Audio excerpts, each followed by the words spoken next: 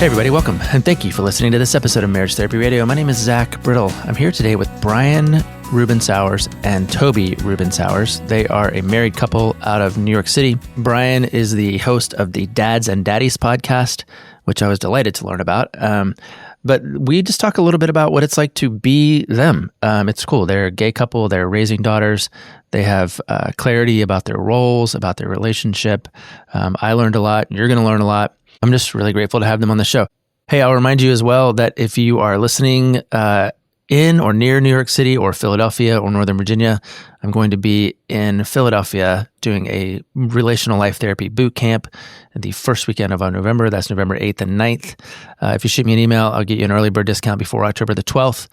And I would love to have you come join us. Again, best way to do that is to shoot me an email at info@marriagetherapyradio.com. For now, hope you enjoy hanging out with Brian and Toby as much as I did. This is one of those episodes that I just had a ton of fun. I hope we can still be friends. This is a very cool conversation. Stick around. What is your podcast? It's Dads and Daddies. Oh, right on. And it's me, I'm the dad, and then my co-host is a daddy in the spiritual and sexual sense. And we're both gay men of a certain age. My co-host is 42, I'm 51, and it's about being gay men, over a certain age, but still being sexual beings. And, we're both in open marriages. We talk very openly and honestly about that. My co-host is also in recovery from crystal meth and alcohol addiction, so he speaks very openly and honestly about that. And episodes vary from either having a guest or just us picking a topic. So we've done topics like as large as spirituality or love, but also about sex in public or the apps. The gay hookup apps and stuff like that. So and then we've had guests that range from Broadway talent and comedians to porn stars, healers and activists, all that kind of stuff. Yeah, I love that. Because, part of my goal on Marriage Therapy Radio has been to interview different couples from all walks of life. For about 7 years, there was a show that had a co-host, and we did similar stuff. We kind of talked about topics of the day and had guests from time to time, and we had a little banter that we kind of did. She left the show at the end of last year. And this year I've been trying to figure out how do I do more? How do I just get a broader range of voices and influences? Yeah. As a couples therapist, I have this opportunity to listen to lots and lots of different kinds of stories. And I've had gay men in my practice. We've never had anybody on the podcast. You guys are the first gay couple on the podcast. Wow. Not the first gay couple. We've had a lesbian couple. But I don't want to be oh, you guys are the gay couple that's going to tell us everything there is to know about gay relationships. But it's worth noting. It's a spoiler alert. Sure. Or Sure. But I'm also just interested in you guys, just how do you make it work? And it sounds like you're pretty fluid in terms of the ability to talk both personally and more culturally and globally, which will be exciting for our people. So yeah, for sure. Nice. Yeah. And so, Brian, you told us a little bit about you. Toby, what's your gig? Who are you in the world? My day gig is I am an executive producer and co-founder of a small animation production studio for advertising. Yeah. And then your family is, you guys have two daughters. The two of us, and then we have a 9-year-old daughter and a 6-year-old daughter. Yeah. What's that like? I have two daughters too. They're 18 and 22. So I have some notion of what you're dealing with, but you're our crystal ball. Well, I've been saying for years, I think parenting young adults is harder than parenting young kids, but well, and we think parenting young kids is far harder than parenting toddlers and babies. So it's more and more complicated as we go. Yeah. Well, I mean, I have found, and I've heard this before, that it becomes more and more, less and less hands-on and more emotional. So I think we're just starting to enter into that, but the dynamic in the house right now is spectacular because they still really like us and they're super independent. They're obsessed with each other. Yeah. But they're showering themselves. They're, brushing their teeth. They can make a sandwich if they need to, but they still want to hang out with us. So I feel like right now is kind of a sweet spot. If we've got a 5th grader and a 2nd grader, but I can start to see, there's been a door slammed here and there. So we're certainly, there's more excitement on the horizon. Right on. Yeah. And in the spirit of dads and daddies, you guys have different roles, or at least you label them differently inside your home. Is that right? Yeah. So, well, I mean, yes and no. So, in our home, so Dads and Daddies is the podcast, and I'm the one of the two hosts that's a father. At home, I'm Papa, he's Daddy, and we have found that because we don't have to kind of follow the kind of expected paths, that we've been able to carve out what works best for each of us and what like kind of speaks to each of us. So, for instance, the kitchen is Toby's domain, and then like bedtime is my domain. And then there's other places where we just balance. So when our first one was an infant, because obviously there was nobody breastfeeding in the home, we were bottle feeding from the get. And what that meant was that we could alternate who got up with her. And that eventually evolved into, once she was sleeping through the night, who got up with her each morning. So we would alternate mornings, and we've kept that through today. So we alternate who gets up with the kids each morning, gets them ready for school. And then on the weekends, what that means is that each of us gets one day of the weekend to sleep in. And we have our own rule that we've developed over time that whoever sleeps in just has to be down by 11 a.m. So there's ways that we completely just split responsibilities, and then there's other ways where like we each kind of own our domains. And then there's also the like, I kind of own the making of doctor's appointments or stuff like that. He's the family manager. I'm the house manager. And yes. But like when it comes to managing, whether it's renovations or fixes or whatever it is to the house, that's definitely Toby. Yeah. Right on. I love that.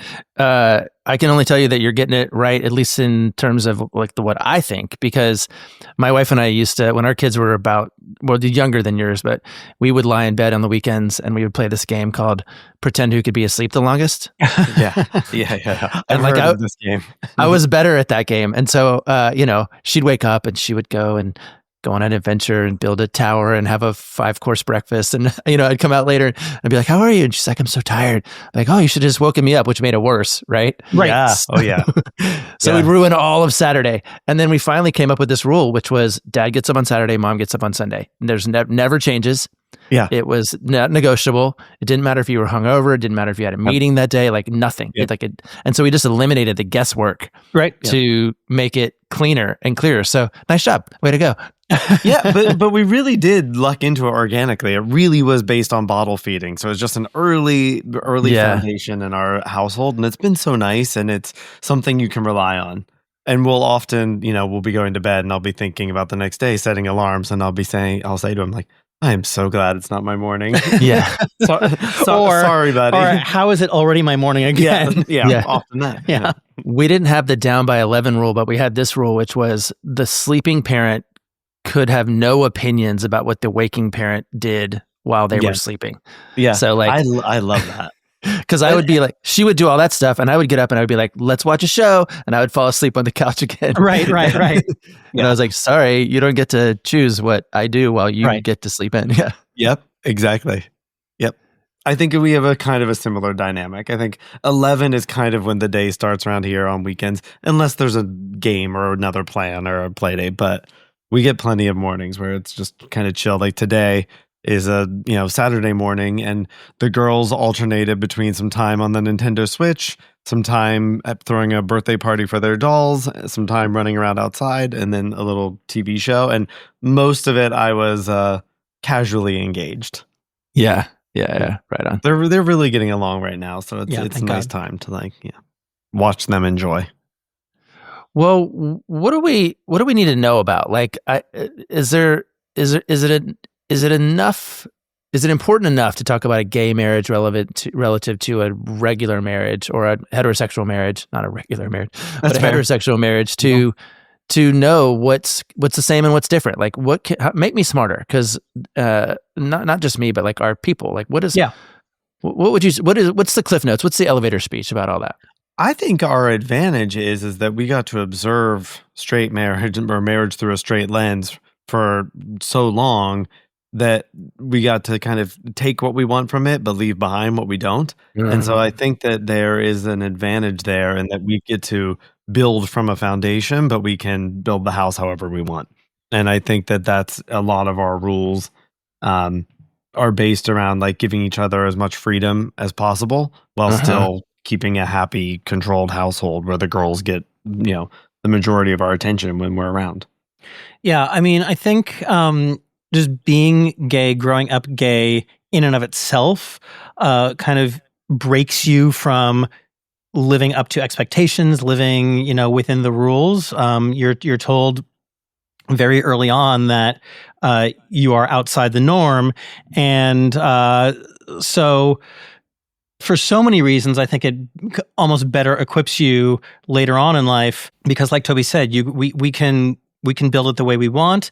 But also there's kind of other advantages because I couldn't live my life on kind of the regular timeline. I couldn't, meet a boy, back when I was coming out, I'm 51. So, when I was growing up, it was the 80s. It was very different than it is now. You couldn't I couldn't find a boyfriend in school and, ask a boy to the dances and all of that. So I had to start all that much, much later in life. And what that also meant for me is that I kind of could determine what was really important to me in finding somebody and kind of wait until I found that right person. So, so I didn't meet Toby until I was 38. 38, yeah. And where did you grow up? Brian, where did you grow up? In Los Angeles. How about in the you? suburb of Los Angeles. Toby? Rural Ohio. Yeah. And when did you come out? Like, were you gay as a elementary school kid, middle school kid, high school kid, or was that later? I was gay in my head, but I think there's two comings out, right? There's that period of life where, I had crushes that I can trace back to kindergarten, first grade. But then you convince yourself that that's normal and everyone has these feelings and they just kind of repress them. So you do repress them. And then I remember at 16 on some internet search, and I'm not sure what it was. I'm sure it was not entirely savory. I realized I was like, oh, dang, I really am gay. I am going to have to be this thing my entire life. Yeah. This is not something I'm going to have to hide. I realized I was going to have to tell my parents. I was going to have to tell. And I remember it was shocking to me. It wasn't that the feelings hadn't always been there, but it was this realization that this is really something I'm not going to be able to escape. And I even went and looked in the bathroom mirror, and I was just deep breaths and coming to terms with it. But I still didn't tell anybody, friends or family. My first person I told was my sister when I was 19, because I wanted to be in college. And I had good liberal hippie parents. I mean, they were lovely and have always been lovely, really. I mean, there's always some awkwardness in coming out, but it was overall a very good experience. But I knew that I wanted to be out of the house. I didn't want to tell anybody. I came out right after I got to college, within weeks of getting to college, to the people I was meeting at school, and then over time built up the confidence to come out to my family. So yeah, I was, in a strange way, the self-discovery around sex and love and all of that happens for so many people starting with puberty, for us is delayed by, almost a decade. Yeah. And so I credit that with the fact that by the time I was ready to find my person, I had figured out what I needed. And I look at so many straight people in my life who get married at a certain age because that's what's expected. And 100%. 100%. And for us, again, things have changed because, marriage equality and this might be a micro generation. Yeah, but for us, as much as my mom always wanted me to find somebody, and I think whether it was marriage or domestic partnership or whatever, she wanted me to have that person. Once you come out of the closet, or at least back then, that expectation that you will get married, kind of falls away, which is allows you a kind of freedom. Yeah, there's a relief in that. Yeah, yeah. I mean, Brian, you and I are the same age. I'm 52, and I grew up I wouldn't call it rural, but I grew up in Southwest Virginia, so it was a little more rural than Northern Virginia anyway. And I get it. I don't think I knew of anyone that was gay in my high school, or they certainly weren't asking anybody to prom or whatever. The thing that I've heard a couple times that would be interesting to hear you guys talk about, and maybe you just did, is a lot of my queer clients will say, I spent so much time wrestling with my sexuality before like grappling with my sexual, like, I guess this is just saying, but I spent so much time thinking about my sexuality in a way that heterosexual people have never really had to do. It's just sort of, oh, this is the thing. This is the normal thing. Right. And so they're confident and comfortable in ways that I certainly am not. Like, I grew up as an evangelical Christian. Like, I didn't have sex till I was married. And that was because that was the rule. And, you know, and anything that was connected to sex before I was married was shame-based. And, you know, and I didn't do the work of like churning through it from 16 to 19 in the same way that it sounds like you guys have done. And then it's led you into this space. I'd love to hear you talk a little bit more about that if I'm on the right track. Yeah. Well, I mean, the funny thing is that we have to find our own way through learning about sex in the queer world. Again, I'm talking about when I was growing up in the 80s and 90s. And so you end up learning much of it through kind of, for lack of a better word, like subversive resources, you know? Yeah. And I think that's another reason why we end up being kind of a little bit more open-minded about all of the various permutations of sex. And also, you know, again, you're told for so much of your life that kind of sex is wrong and disgusting and, you know, against God and all of these things, unnatural. And so once you do kind of find your way into it and see how wonderful it can be, it's, you know, it's kind of almost more celebratory, I think. And another thing I think about, kind of related, is that because we spend so much of the beginning of our lives really tortured, once we have moved beyond that and feel free to be ourselves, we're really excited to have fun and really like to finally be able to have that childhood that we didn't really get. Yeah. And so I also think something that in terms of parenting really benefits us is that we just have such an appreciation for fun, and so much of we are always looking for ways to have fun as a family. I think I got a little bit of off topic there, but I think that there's something to that though. Is like there's so much stress in your upbringing that for me, I'm just like looking for low stress, good times, whether that's at home, work, or you know, going out or celebrating life with friends. You know, obviously our lives look different than many gay men because we chose to domesticate ourselves and have kids. But like, when we do a week in Provincetown or a weekend in Fire Island or even just going out for a night, is like, there is so much joy in gay life that I think comes from that, like this need to celebrate or this excitement to continuously celebrate that you have gotten through the journey of grappling with your sexuality. Which is a real thing. And you were saying you're always told growing up that you are that it's morally wrong and that it's unnatural. But Zach, to your point, what I think you were saying is like you always are just seeing examples of heterosexuality, so that it's just the norm. And it's really through media that I was exposed to gay people. That we had the occasional family friend here and there, I guess, to be fair. But really, it was like Will and Grace was when I was in high school, right? I'm about a decade younger than Brian. And then it was college, maybe, was Queer as Folk. And like before those shows, and not that those were shining examples, but they were examples of queer life. It was maybe a B movie. I drove to 45 minutes to Parkersburg, West Virginia from my hometown to buy a like VHS copy of some British B-rated gay film that I watched in secret at home, like, you know, when my parents were at work. Because it was just like an example of queer life. And it was something I found. I was so nervous buying that VHS. I thought they were the cops or something.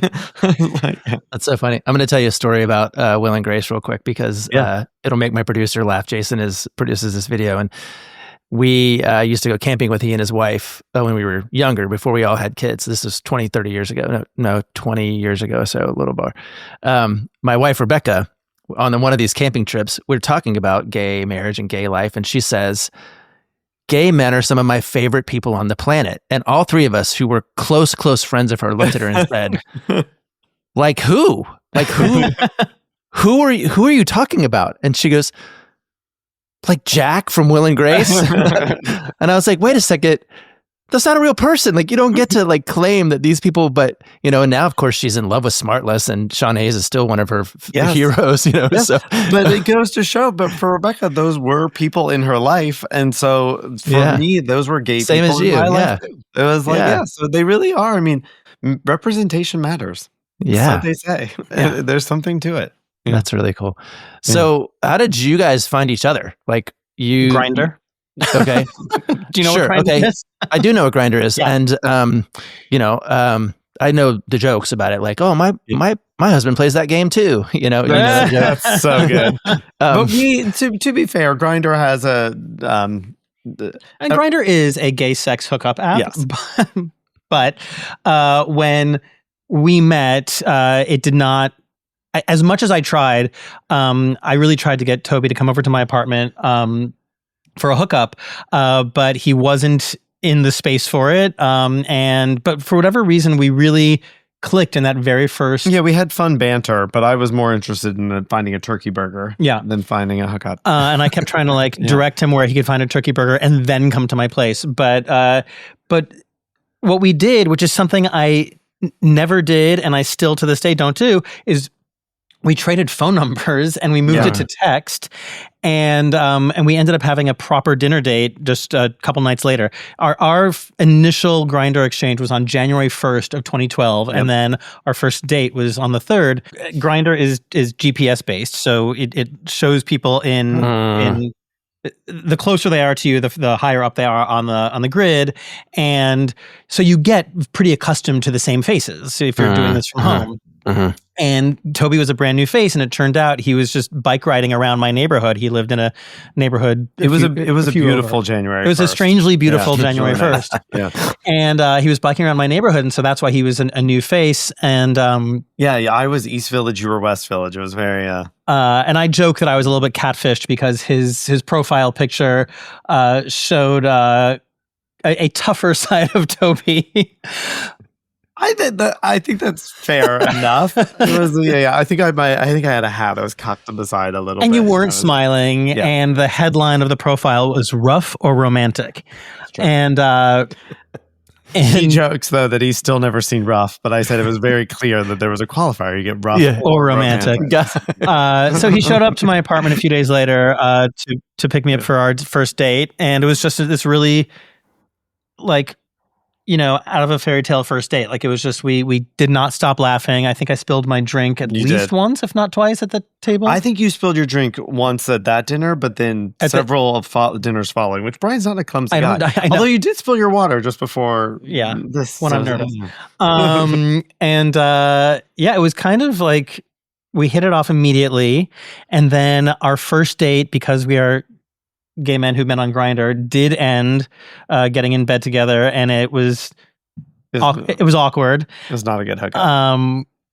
We now have a very nice, and have for 13 years now, a very nice sex life. But that first hookup, and probably because we were so into each other, was like super awkward. I think we had a big dinner. We had a couple cocktails, and I think we had a good time. I think there's something. I mean, we probably should have just ended with a kiss. Yeah. So it worked out. So the story goes, I had a dog at the time who was just about to turn 3, right? Mm-hmm.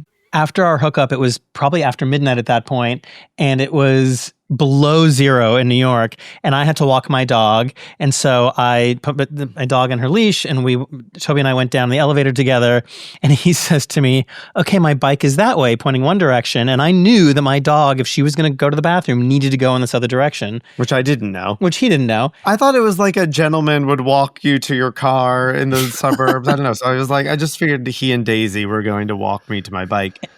But and so he said, my bike is over there, and I said, okay, bye, and just turned the opposite direction. Oh man! And he thought that I was like, all right, well, walk to the bike, don't look back. And that was it. But then a few days later, he sent me a text because a Broadway show that we had been talking about on our date, he had been invited to go see, and so he kind of let me know that. We chatted a little bit, and then a few days later, I was back on Grindr, and I saw him on Grindr, and so I messaged him again. But you already have his phone number, right? I did, but I happened to be on Grindr because, and there he was, and so I wanted to I've blocked him since. Yeah. I think I wanted to call him out for being on Grindr, see what he was doing. And then, and that we didn't get to meet up then. And about a week or so passed. It was the Golden Globe Awards. And then I finally, we finally connected again. I invited him to come watch the Golden Globes with me at my apartment. We did most of it without our clothes on. And from that point forward, we became kind of addicted to each other. Yeah.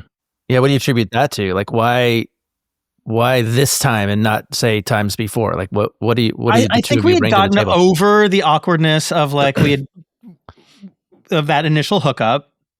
I think we had made it clear after that there still was a fun banter, and that we really had that first date was really, we didn't stop laughing. There was so much we had in common. Yeah, I think we immediately felt really comfortable with each other. I think very fortunately, I think even 13 years later, we are still, I was going to say, each other's types, but also we built off of the fun of the first date. Yeah. Right? I think it's, somewhat cliche, but I think being each other's best friend is the base of what we have. Yeah. And then being sexually compatible has been an added benefit. Yeah. But yeah, I mean, it just, I think having moved through that initial awkward moment made it easier for that second real hang just to be like super open with each other and fun and comfortable. And then, yeah, I mean, from that point forward, I think there wasn't a day that went by that we weren't in touch, at least. Yeah. I have this pet theory that you guys can speak to, and it's not really mine, but it's this idea that long-term committed relationships or relationships are designed to last about 3 years. This comes from like origin of the species situation where you're like kind of survival of the fittest. So you guys have been together 13 years. Yeah. That's 4.5 cycles. Yeah. Do you think of your relationship in phases? Like, can you look back and go, oh, phase 1 was like this, phase 2 was like this? How do you define that?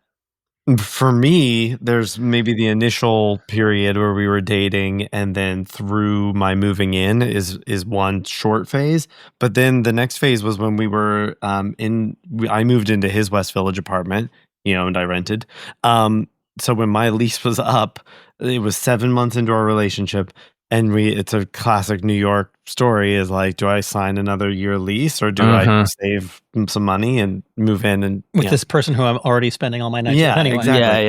Yeah. That's more than New York, by the way. Yeah, for sure. Everywhere is expensive now too. Yeah. But so we had about 3 years in that apartment, which was in a lovely apartment. It was a nice 1-bedroom, but in a doorman building with a little terrace. And so it's just fun to host and be a gay couple there, kind of. It had a very like sitcom vibe. And we would see a ton of theater, and it was just 2 subway stops up and dinners out. And that was a very lovely era, which we could still be in had we made different choices. But we got married and decided to have kids, and then therefore, we needed more space, and that moved us out to Brooklyn. And so then I think that obviously was another clear era. And then I think having young kids is probably another 3.5 year block. So that's a very different experience from what I was just describing now, where our kids are very different than they were just 3 or 4 years ago. So I think we're now in another phase for sure. Yeah. But I also think that our phases have kind of been determined sure, by everything you're talking about, like, yes, our lives together before marriage, then or before living together, kids, and now older kids. But there's also this other part that we opened up our marriage about a year and a half or a year and a half to 2 years into our marriage. But it was very much don't ask, don't tell for a very long time. And then I started this podcast a year and a half ago. And all of a sudden you're telling a lot, right? It's telling everything. It's been all telling since then. And telling everything. And still no asking. Yeah. And what that did is, our open relationship has evolved over time, even in advance of the podcast. I talk about how when we started, we had a significant amount of rules, and then as you realize how much you love and trust each other, how much you feel compersion, which is this, the concept of compersion. I know it, but go ahead and tell us what it is, because of course, which is when you really take pleasure in the pleasure that your partner gets in being sexual with other people. Is it that specific? Is it sexually? Well, or, is it just, or intimate, I think or it's maybe just the happiness you get from seeing someone else's happiness. Sure, but I think it has been largely Linked with okay. open marriage and open Got it. relationships, and that makes sense. yes, and so the rules, like, one by one, kind of like start to fall away.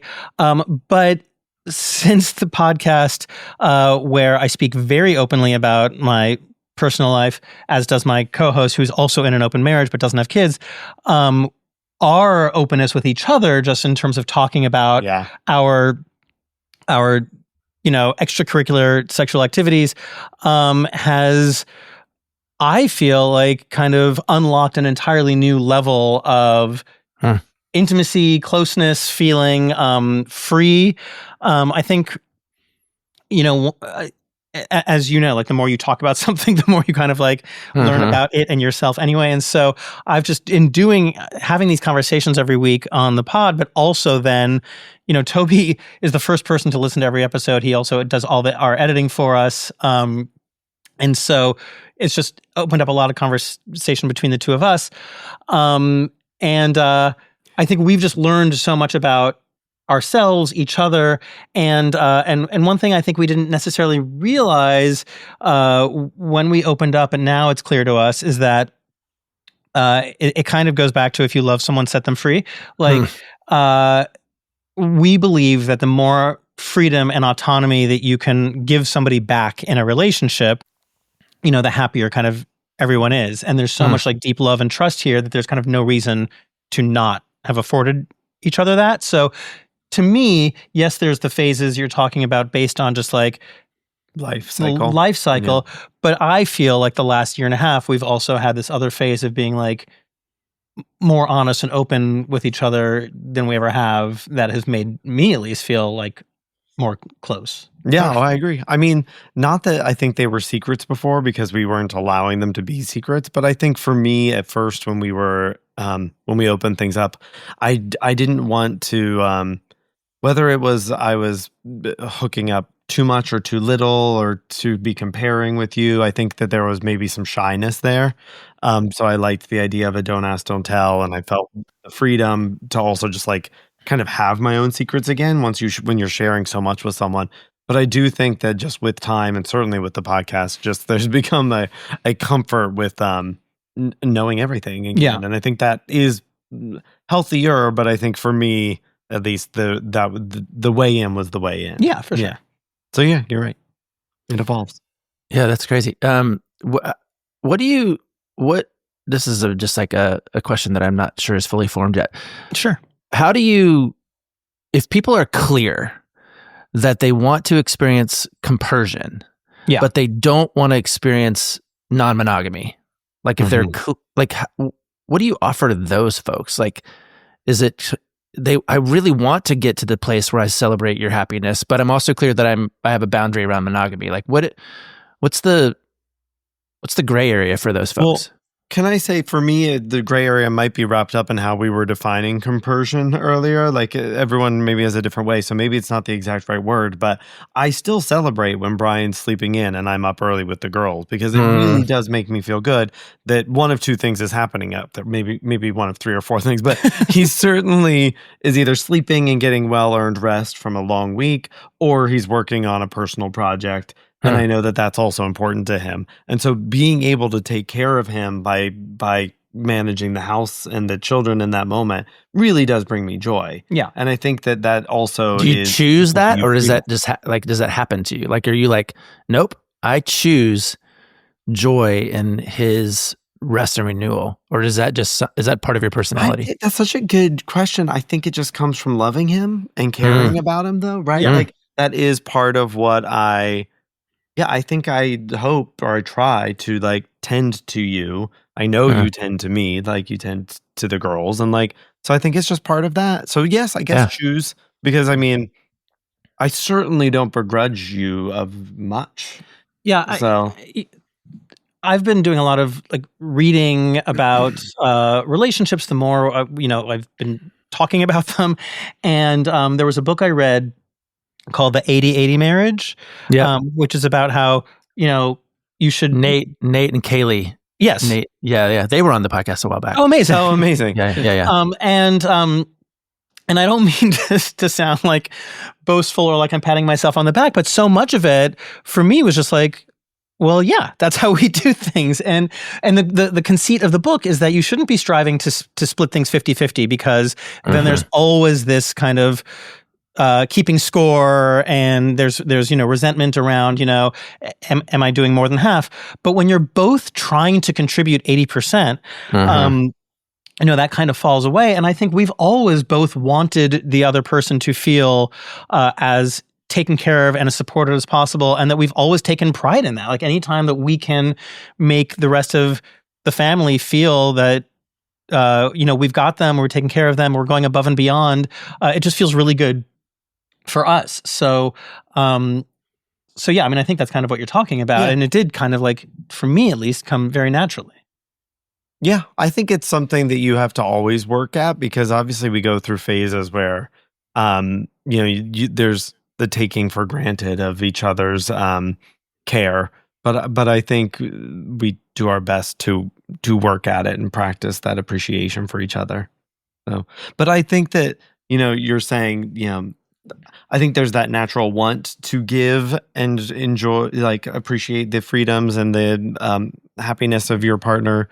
But I also think for us, it's been really nice to have these set boundaries where we know when we're going to be free and when we're going to be called upon to work. And that is just in the every other mornings or when you get to sleep in. And that extends even to knowing that, like, I will be providing dinner for the family and cleaning it up.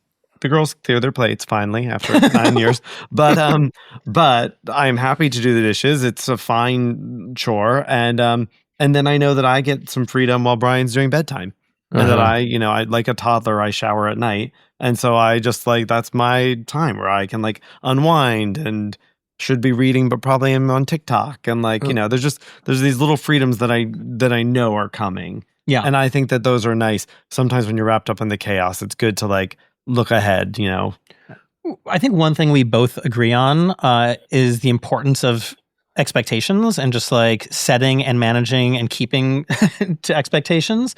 And I really believe that the meeting of expectations is kind of what keeps everybody happy and calm. And it's when expectations aren't met that is when like resentment can set in. So I think, that's what you're talking about. Like we know that each day of the weekend, one of us will get a morning to sleep until 11. And yes, you're expected to do your tasks, dinner and kitchen, and I'm expected to do bedtime.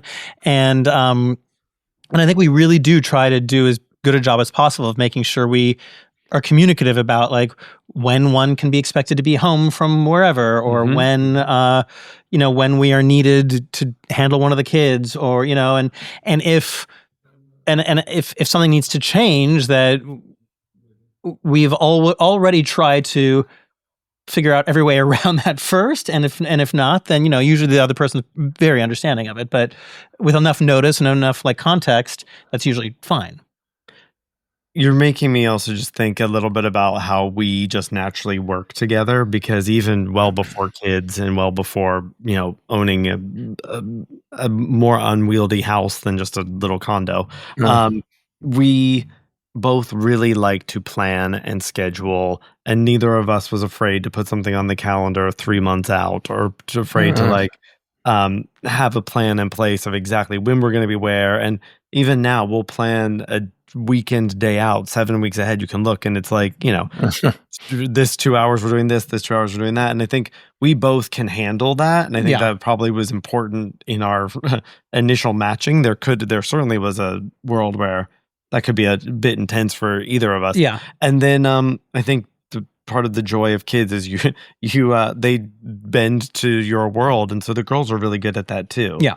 So I think that is just part of our dynamic, is that like we work well together because we are naturally organized in a way where we know what the expectations are for each other in any given day. Yeah. Man, I have like 100 more questions, but I'm also aware of time. If I start something new, I'm going to not be able to finish it. But this has been really fun getting to know you guys, and I want to stay friends. My Rebecca is going to love this episode. She's going to be like, when are we going to New York to hang out with Brian and Toby? Come hang out with us. Yeah. We love a barbecue. So come hang out. And my daughter is thinking about moving there. She's the 22-year-old who grew up as an actress. She's just graduated with her BFA in theater studies. And so she's trying to figure out how to make her way on the scene. So if we get her out there, I'll definitely give you a heads up. And yeah, please do. Absolutely. Yeah. Yeah. Until then, Rebecca will listen to the episode and we can be the Sean Hayes. Yeah. I once was on the street. I don't think I look anything like Sean Hayes. And this was before I had facial hair. But I once was on the street in New York and a drunk woman got very upset with me that I would not admit that I was Sean Hayes. She thought I was Sean Hayes and pretending not to be. And she was because you all look the same. Yeah. I saw him once at Abby, my daughter, and I came out a couple of years ago and saw Come From Away. And because Come From Away started here in Seattle, and so the original cast was still in the show at that time, and they were all Seattle people who had come out, but he was in like row 3 or something, and so we were near him, and we were like, oh, "Look, we we did it! We've arrived!" We did it. That's amazing. Anyway, I do hope your daughter finds her way here if she wants it, especially at 22. It's such a magical time. Well, she just said to me last night, she said, if I realize if I don't go in the next 6 months, I'm never going to go. Yeah. And so she's feeling it then.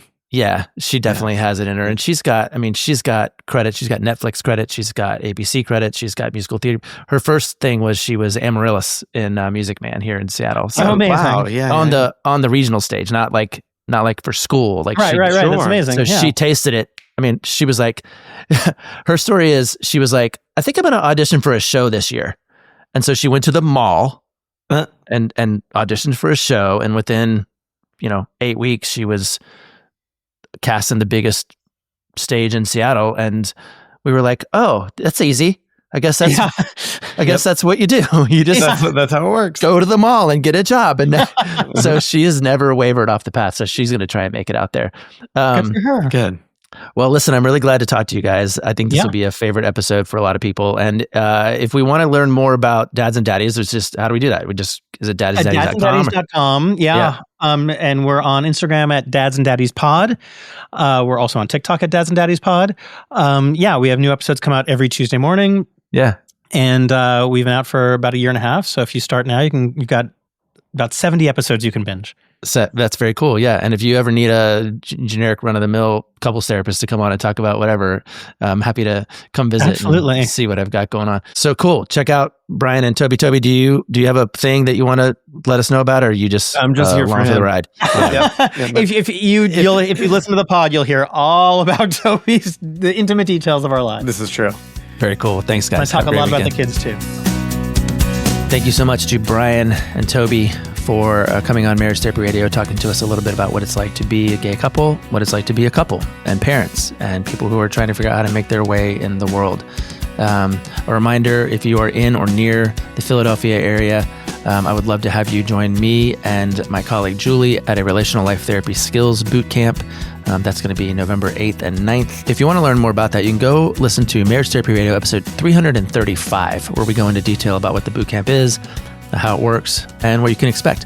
Also, Laura attended the boot camp. If you remember Laura, she tells us about her experience in episode 345. So if you're just looking for a little bit more context, would love to have you check out those 2 episodes, or just shoot me an email, info@marriagetherapyradio.com, and I'll tell you how to register for the boot camp. Again, that's November 8th and 9th, just north of Philadelphia. But for now, I'll thank you for the time and attention you're putting into making your relationship better today than it was yesterday.